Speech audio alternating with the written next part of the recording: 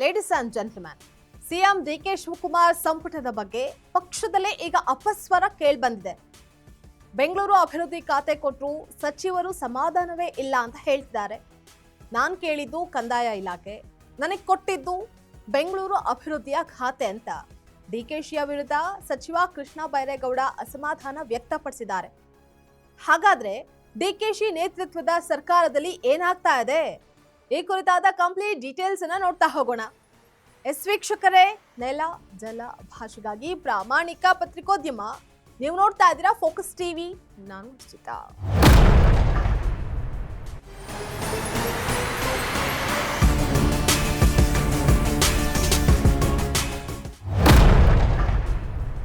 DK Shivakumar CM ಆಗ್ಬೇಕು ಅಂತ ಪಟ್ಟಂತಹ ಪಾಡು, ದರ್ಶನ ಮಾಡಿದಂತಹ ದೇಗುಲಗಳು, ಮಾಡಿದ ಜಪ ತಪಗಳು ಅಷ್ಟಿಷ್ಟಲ್ಲ.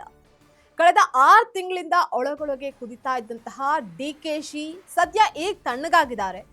ಆದ್ರೆ ಡಿಕೆಶಿ ಸಂಪುಟದಲ್ಲಿ ಎದುರಾಗಿರುವಂತಹ ಈ ಖಾತೆ ಹಂಚಿಕೆಯ ಖ್ಯಾತೆ ಮತ್ತೆ ಡಿಕೆಶಿಯ ನೆಮ್ಮದಿಯನ್ನ ಕೆಡಿಸಿದೆ.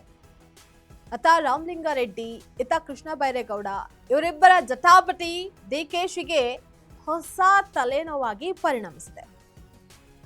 ಮೊನ್ನೆ ತಾನೇ ಸಚಿವ ರಾಮಲಿಂಗಾರೆಡ್ಡಿ ಈ ವಯಸ್ಸಿನಲ್ಲಿ ನೀರಾವರಿ ಖಾತೆ ಕೊಟ್ರೆ ಆಗಲ್ಲರಿ ಅಂತ ನನಗೆ ಬೆಂಗಳೂರು ಅಭಿವೃದ್ಧಿ ಖಾತೆ ನೀಡದೆ ಇದ್ದದಕ್ಕೆ ಡಿಕೆಶಿಯ ವಿರುದ್ಧ ಸಿಡಿದೆದ್ದು ರಾಜೀನಾಮೆನ ಕೊಡೋದಕ್ಕೆ ಮುಂದಾಗಿದ್ರು. ಆದ್ರೆ ಹೇಗೋ ಮಾಡಿ ಕೊನೆಗೂ ರಾಮಲಿಂಗಾರೆಡ್ಡಿಯನ್ನ ಸಮಾಧಾನ ಪಡಿಸುವಂತಹ ನಿಟ್ಟಿನಲ್ಲಿ ಡಿಕೆಶಿ ಯಶಸ್ವಿಯಾದ್ರು. ರೆಡ್ಡಿ ಪ್ರಸಂಗ ಮುಗಿದ್ದ ಬಳಿಕ ಈಗ ಕೃಷ್ಣ ಬೈರೇಗೌಡ ಸಿಡಿಮಿಡಿಗೊಂಡಿದ್ದಾರೆ.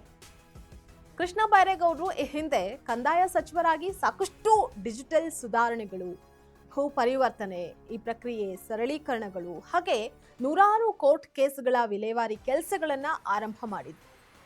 ಆ ಎಲ್ಲಾ ತಾಂತ್ರಿಕ ಸುಧಾರಣೆಗಳನ್ನ ಪೂರ್ಣಗೊಳಿಸೋದಕ್ಕೆ ನನಗೆ ಕಂದಾಯ ಇಲಾಖೆಯಲ್ಲೇ ಆ ಖಾತೆಯಲ್ಲೇ ಮುಂದುವರಿಯೋದಕ್ಕೆ ಬಿಡಿ ಅಂತ ಕೃಷ್ಣ ಬೈರೇಗೌಡ ಹೈಕಮಾಂಡ್ ಮುಂದೆ ಬೇಡಿಕೆ ಇಟ್ಟಿದ್ರು. ಆದ್ರೆ ಹೈಕಮಾಂಡ್ ಅವರಿಗೆ ಬೆಂಗಳೂರು ಅಭಿವೃದ್ಧಿ ಖಾತೆಯನ್ನ ನೀಡಿದೆ. ಇದರಲ್ಲಿ BMRDA ಕೂಡ ಸೇರಿಲ್ಲ. ಇದರಿಂದ ಅಭಿವೃದ್ಧಿಯ ಅಸಾಧ್ಯ ಅಂತ ಅಸಮಾಧಾನಗೊಂಡಂತಹ ಬೈರೇಗೌಡರು ಕಂದಾಯ ಇಲಾಖೆಯನ್ನ ಬಿಡೋದಕ್ಕೆ ನನಗೆ ಇಷ್ಟ ಇರಲಿಲ್ಲ, ಆದ್ರೆ ಏನ್ ಮಾಡೋದು, ಹೈಕಮಾಂಡ್ ಮಾತಿಗೆ ತಲೆ ಬಾಗ್ಲೇಬೇಕಾಗತ್ತೆ ಅಂತ ಹೇಳಿದ್ರು.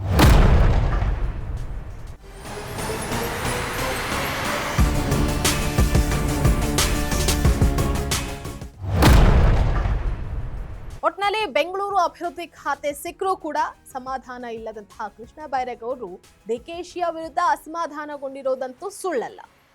ಇದನ್ನೆಲ್ಲ ಡಿಕೆಶಿ ಟ್ರಬಲ್ ಶೂಟ್ ಮಾಡ್ತಾರಾ ಅನ್ನುವಂತಹದನ್ನ ಕಾದೋಡ್ಬೇಕಾಗಿದೆ. ಇದಾಗಿತ್ತು ಈ ಕ್ಷಣದ ಪೊಲಿಟಿಕಲ್ ಅಪ್ಡೇಟ್. ನೆಲ ಜಲ ಭಾಷೆಗಾಗಿ ನೋಡ್ತಾ ಇರಿ ಫೋಕಸ್ ಟಿವಿ.